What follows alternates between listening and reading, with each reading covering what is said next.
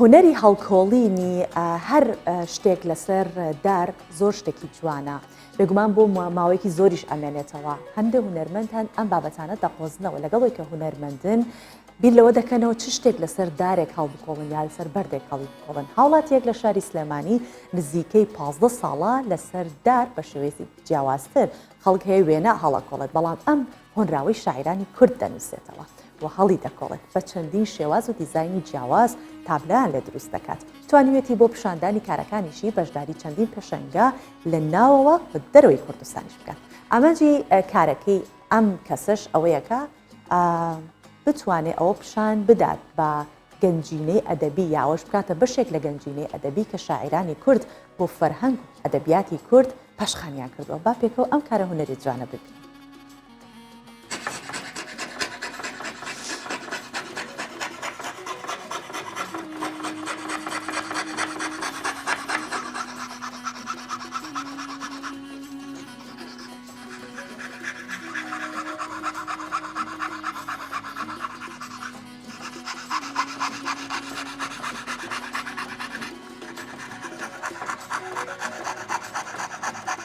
بۆ ماوەی 15 ساڵە ئیشی من هەڵکۆڵینە بەدار لە سەردار، ئەگەر چی باری وێنە ئەگەر چی باری نووسین، هەرچەندە زیاتر لە پێشەنگەکانم بەشی ئەدەبیاتی زیاتر لە خۆگرتووە بە حکمی ئەوەی من خۆم دەستی قەڵەمەوە تاکو ئێستا 3 کتێب نووسیوە بە شاعر جیا بەجیان بە دوو شێوەزاری کە لە هەڕووی شێوەزاری سۆرانی بە حکمی ئەوەی کە وەکوتم لە نووسینە دەستێکم هەیە تێکەڵاوی ئەرشیفی کوردی بوو ئەرشیفی ئەدەبیات بەڕاستی.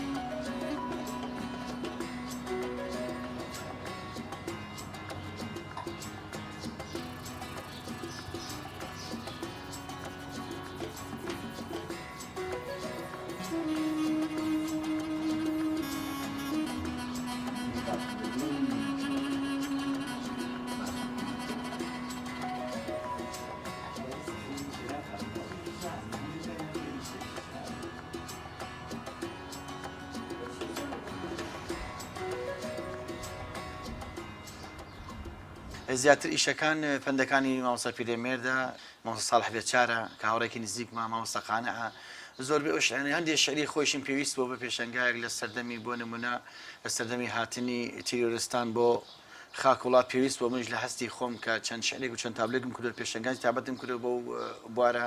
ئێستاش هەر بوارێکی تر بێتە سەر نیشتیمانەکەم زیاتر لە بواری نەتەوایەتی زیاتر ئیشم کردووە.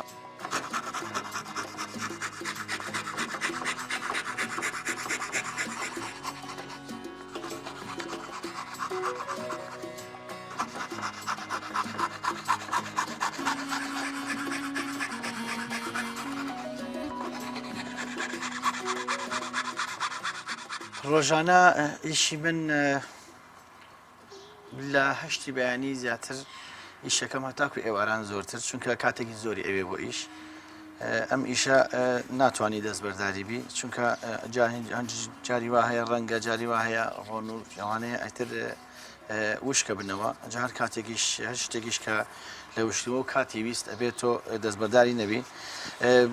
ئیشەکەم ئەگەر چی زۆر زۆر سەرخاڵی کردوم ئەگەر چی زۆر بەڕاستی هیلاکیە و وردە، بەڵام کە ئیشێک تەواوەکەم وەکو تابلۆیەک وەکو ئیشێک تەواوەکەم کە سەیریەکەم یعنی ماندووبوون بیرمەچێتەوە بەڕاستی.